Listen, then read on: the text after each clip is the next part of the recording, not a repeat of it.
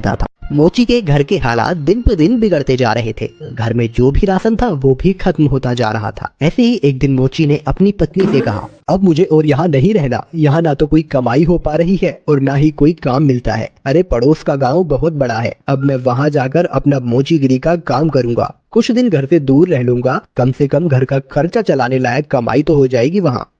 क्यों, वहाँ के लोगों के जूते चप्पल ज्यादा टूटे हैं क्या, जो आपको वहाँ जाकर ही मोचीगिरी करनी है? अरे अपनी जन्मभूमि में रहकर तो सिक्के कमाए नहीं जाते, पराए गाँव जाकर कमाएंगे ये पैसे। अगले दिन सुबह सुबह मोची चुपचाप अपने जूते चप्पल ठीक करने का सामान उठाकर दूसरे गांव की ओर निकल पड़ा। दोपहर होने तक वह पड़ोस के गांव माहुलबनी में पहुंच गया। हारा थका मोची जब माहुलबनी के बाजार में पहुंचा तो हैरान रह गया, क्योंकि वहां तो पहले से ही काफी मोची अपनी दुकान लगाए बैठे थे। अरे यहाँ तो पहले से ही इतने मोची अपनी दुकान लगाए बैठे हैं। ऐसे में मुझ अनजान मोची के पास ग्राहक कैसे आएगा? लगता है यहाँ से भी खाली हाथ ही जाना पड़ेगा मुझे। नहीं नहीं, खाली हाथ घर भी तो नहीं जा सकता। तभी मोची को ग्राहकों को अपने पास बुलाने की एक युक्ति सूझी। उसने अपनी दुकान लगाई और उस पर एक बोर्ड लगाकर बड़े बड़े शब्दों में लिख दिया, जूतों का अस्पताल, हमारे यहाँ जूतों का इलाज किया जाता है। नए जूते बनवा लो, नए जूते बनवा लो, या अपने पुराने जूते बिल्कुल नए जूतों की तरह बनवा लो। लोगों ने जब ये सब देखा तो उन्हें कुछ नया देखने को मिला। नए जूते बनवा लो, नए जूते बनवा लो, या अपने पुराने जूते बिल्कुल नए जूतों की तरह बनवा लो। जूतों का अस्पताल? अरे भाई मोची, जरा मेरे इन जूतों का इलाज तो करो। हाँ हाँ जी सेठ जी, अभी किए देता हूँ। मोची अपने छोटे से अस्पताल पर बैठकर सेठ के जूतों का इलाज करने लगा। ये लीजिए, अब आपका जूता बिल्कुल स्वस्थ है। अरे भाई वाह, कितना हुआ इसका इलाज का खर्च? बस साहब, सिर्फ एक तांबे का सिक्का। लो ये लो। ऐसे ही दूसरा ग्राहक मोची के अस्पताल में अपने जूतों का इलाज कराने आया। मोची ने जूतों का इलाज किया, पैसे लिए और बाकी ग्राहकों का इंतजार करने लगा। आज तो मैंने बहुत पैसे कमा लिए हैं। अगर मैं ऐसे ही काम करता रहा तो बहुत पैसे जमा कर लूंगा और एक घोड़ा खरीदूंगा। उसने बहुत मेहनत से काम किया और कुछ ही दिनों में 4 सोने के सिक्के जमा कर लिए। उनमें से उसने 2 सोने के सिक्कों के बदले एक व्यापारी से एक घोड़ा खरीदा और घर लौटने का फैसला किया। अगले दिन उसने अपना सारा सामान बांधा और घर के लिए निकल पड़ा। अपने रास्ते में उसे एक घने जंगल से गुजरना पड़ा, जहाँ उसने डाकुओं का एक झुंड देखा। हे भगवान, ये तो डकैत लगते हैं। ये डकैत मेरा सारा पैसा ले जाएंगे और मैं एक बार फिर से गरीब बन जाऊंगा। अब मैं क्या करूं? मोची बहुत चतुर था। उसने हिम्मत नहीं हारी और उसने एक योजना बनाई। उसने एक सोने का सिक्का घोड़े के गले में बांध दिया और आगे चला। चोरों ने उसे पकड़ लिया। अरे ओ, फटाफट अपना सारा पैसा निकालो, चलो जल्दी करो। देखो, मैं एक गरीब मोची हूँ, मेरे पास इस घोड़े के सिवाय और कुछ नहीं है। कृपया मुझे जाने दो डाकू भाई। जैसे ही उसने ये सुना, घोड़ा रेका और उसके गले से वो सोने का सिक्का नीचे जमीन पे गिर गया। अच्छा मक्कार झूठे, हमसे झूठ बोलने की तेरी हिम्मत कैसे हुई? अगर तेरे पास कुछ नहीं था तो ये सोने का सिक्का तेरे पास कहाँ से आया? रुकिए रुकिए, अभी मैं आपको सब सच बताता हूँ। दरअसल ये घोड़ा सोना उत्पन्न करता है, इसी वजह से मुझे सारे पैसे मिलते हैं। ठीक है, ये घोड़ा तुझे हमें देना होगा, हम तभी तुझे यहाँ से जिंदा जाने देंगे। नहीं, बिल्कुल भी नहीं। अगर मैं इसे तुम्हें दे दूंगा तो मेरे पास कुछ भी नहीं बचेगा। चलो, हम तुम्हें इसके बदले 50 सोने के सिक्के देंगे। ठीक है, पर एक बात का ध्यान रखना कि बारी बारी से अपने साथ इस घोड़े को रखना, वरना आखिर में तुम सब पैसे के लिए लड़ते ही रह जाओगे। मोची ने घोड़ा बेच दिया और घर लौट आया। वो बहुत खुश था कि उसे सोने के सिक्के मिले थे। इस पैसे से उसने अपने ही गांव में थोड़ी सी जमीन खरीदी। इस बीच डकैत भी घोड़े को लेकर अपने अड्डे पर पहुंच गए। वहां डकैतों के सरदार ने अपने आदमियों से कहा, इस गिरोह का सरगना होने के नाते इस घोड़े को सबसे पहले मैं रखूंगा। उन सब ने अपने सरदार की बात मानी और उस रात सरदार अपने अड्डे पर उस घोड़े के साथ सोया। अगली सुबह जब वो उठा तो उसने देखा कि वहाँ अस्तबल में कुछ भी नहीं था। उसने पूरा अस्तबल सही से देखा पर उसे कुछ नहीं मिला। वो जान गया कि इस मोची ने उसे बेवकूफ बनाया है। इस बीच एक और डकैत वहाँ आया। सरदार, आपको सोना मिला? हमें भी बताइए कि कितने सोने के सिक्के घोड़े ने उत्पन्न किए। तुम खुद ही ये पता लगा लोगे जब आज रात तुम खुद ही इस घोड़े को रखोगे। सरदार ने किसी से कुछ नहीं कहा, क्योंकि वह अपने आप को बेवकूफ साबित नहीं होने देना चाहता था। एक एक करके सभी डकैतों ने घोड़े को अपने साथ रखा, पर उनमें से किसी को कुछ नहीं मिला। वे सब समझ गए कि उन्हें बेवकूफ बनाया गया है। उस मोची ने हमें बेवकूफ बनाया है, अब हम उसे सबक सिखाएंगे। सरदार, उसने ये साधारण सा घोड़ा हमें 50 सोने की मोहरों में बेचा है। हम उससे अपना पैसा वापस लेंगे और हमें धोखा देने की जुर्रत की सजा देंगे। हाँ चलो चलो।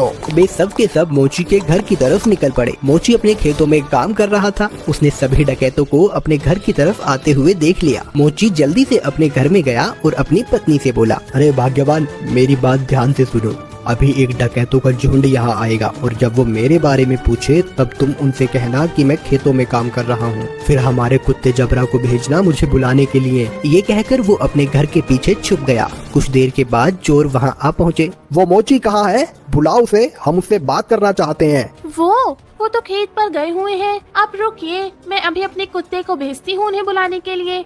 जबरा, तनिक अपने मालिक के पास तो जाना और जाकर उनसे कहना कि कुछ लोग उनको बुलाने आए हैं। ये सब क्या है? क्या जबरा सचमुच तुम्हारे पति को यहाँ ले आएगा? जरूर, वो हर बात समझता है। जब वो खेत पर होते हैं और मुझे उनसे बात करनी होती है तो मैं बस जबरा को उनके पास भेज देती हूँ और जबरा मेरी बातें उन तक पहुँचा देता है। डकैत मोची की पत्नी से बात कर रहे थे, तभी मोची वहाँ आ पहुँचा। ओह डकैत भाई, आप आए हैं। जबरा ने मुझे बताया कि आप मुझसे कुछ बात करना चाहते हैं। हमें तुम्हारे इस घोड़े से कुछ नहीं मिला। तुमने हमें धोखा दिया, हमसे झूठ बोला। अरे आप कैसी बात कर रहे हैं? मुझे लगता है आपको कुछ तो गलतफहमी हुई है। आज जो कुछ भी मेरे पास है सब कुछ उस घोड़े की बदौलत ही है। अच्छा चलो ठीक है, हम तुम पर एक बार और विश्वास करते हैं, पर उसके बदले तुम्हें हमें ये कुत्ता भी बेचना होगा। अरे नहीं, बिल्कुल भी नहीं, मैं इस कुत्ते को तुम्हें नहीं बेच सकता। अरे चलो, हम इसके लिए तुम्हें 40 सोने के सिक्के देंगे। थोड़ा इनकार करने के बाद मोची सहमत हो गया कुत्ता बेचने के लिए। चोरों ने जबरा को लिया और चले गए। जब सभी डकैत अपने अड्डे पर पहुंचे तो सरदार ने ऐलान किया कि वो पहला होगा जो कुत्ते को अपने पास रखेगा। बाकी डकैतों ने उसकी आज्ञा मानी और चले गए। सरदार ने अपने बेटे श्याम को बुलाया। सुनो श्याम, मैं अब काम पर जा रहा हूँ। अगर मेरी जरूरत पड़े तो इस कुत्ते को मुझे बुलाने के लिए भेज देना। जैसा आपका वो पिताजी। कुछ देर बाद एक डकैत को अपने सरदार से एक काम आन पड़ा। उसने श्याम के पास आकर सरदार को बुलाने के लिए कहा, आप रुकिए, मैं तुरंत उन्हें बुलावा भेजता हूँ। जबरा, जा और जाकर पिताजी से कहना कि कोई वहाँ आया है उनसे मिलने। जबरा सरदार के अड्डे से भागा और बजाय सरदार के पास जाने के वो सीधा मोची के पास गया। जब सरदार घर वापस आया तब उसने देखा कि जबरा वहाँ नहीं था। वो जान गया कि जबरा जरूर अपने मालिक के पास गया होगा, तो वह अकेला फिर से मोची के घर गया। सुनो, क्या जबरा तुम्हारे पास आया हुआ है? हाँ, वो यहाँ आया है। मेरे ख्याल से उसे जरूर मेरी याद आ रही होगी। मेरी मानिए तो उसे थोड़ा सा समय दीजिए, अंत में वो आपको अपना मालिक स्वीकार करने ही लगेगा। सरदार जबरा को वापस ले गया और उसने अगले दिन उसे अपने साथी को दे दिया। जबरा सारे डकैतों के साथ एक एक करके रहा, पर वह हर दिन मोची के पास वापस लौट आता। सबने ये जान लिया कि एक बार फिर से मोची ने उनका बेवकूफ बनाया है। उन सबने विचार विमर्श किया, इस बार हम बेवकूफ नहीं बनेंगे। मैं उस मोची को अब सबक सिखाऊंगा। इस बार सारे डकैत मोची के घर पहुँचे। उन्होंने मोची की एक न सुनी और मोची को एक बोरे में डाला और उसे लेकर वहाँ से चल दिए उसे सबक सिखाने के लिए। मोची चुपचाप बोरे में पड़ा रहा। रास्ते में वे सब एक मंदिर के पास से गुजरे, तभी एक डकैत ने कहा, सरदार, गर्मी बहुत ज्यादा है, क्यों ना कुछ देर यहीं आराम किया जाए। सरदार भी उसकी बात मान लेता है और मोची को वहीं छोड़कर मंदिर में आराम करने के लिए चले जाता है। सुअरों का एक झुंड वहाँ से गुजर रहा था और जब मोची ने सुअरों के झुंड की आवाज सुनी तो मोची को एक उपाय सूझा और उसने तेज आवाज में चिल्लाना शुरू किया, मैं ऐसा नहीं करूँगा, मैं ऐसा नहीं करूँगा, मुझे छोड़ दो, मुझे जाने दो। सुअरों के मालिक ने उसकी आवाज सुनी और वो उसकी ओर आया। अरे रुको रुको, क्या हुआ? तुम क्या नहीं करोगे? किसने तुम्हें इस बोरे में डाला? वो मेरी शादी जबरदस्ती जमींदार की बेटी से करवाना चाहते हैं, पर मैं शादी नहीं करवाना चाहता। क्यों भाई, क्या तुम पागल हो? अगर मैं तुम्हारी जगह होता तो मैं यकीनन उसकी लड़की से शादी करता। अगर ऐसी बात है तो आओ, मैं तुम्हें बोरे में डाल देता हूँ और तुम जाकर उसकी लड़की से शादी कर लो। सचमुच? बेशक, लेकिन पहले मुझे बाहर तो निकालो। सुअरों के मालिक ने मोची को बोरे से बाहर निकाला और खुद बोरे के अंदर घुस गया। मोची ने उसे बांध दिया और उसके सुअरों को लेकर वहाँ से चला गया। शाम को डकैत मंदिर से बाहर आए, बोरे को लिया और चले गए।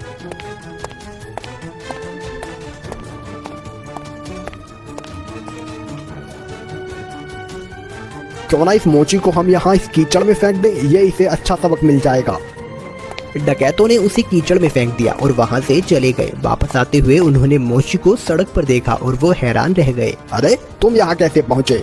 डकैत भाई, उस कीचड़ के नीचे एक जादू स्थान था और वहाँ बहुत सारा सोना था और बहुत सारे सुअर उस सोने की रखवाली किया करते थे। मैं इन सुअरों की मदद से वहाँ से वापस आया और कुछ सोना भी अपने लिए लेकर आया हूँ। अब फिर से वहीं जा रहा हूँ। अरे सुनो, हमें तुम उस जादुई स्थान पर ले चलो और खबरदार, तुम वहाँ रखे सोने को अब हाथ भी नहीं लगाओगे। पर मैं, अरे जैसा मैं कहता हूँ वैसा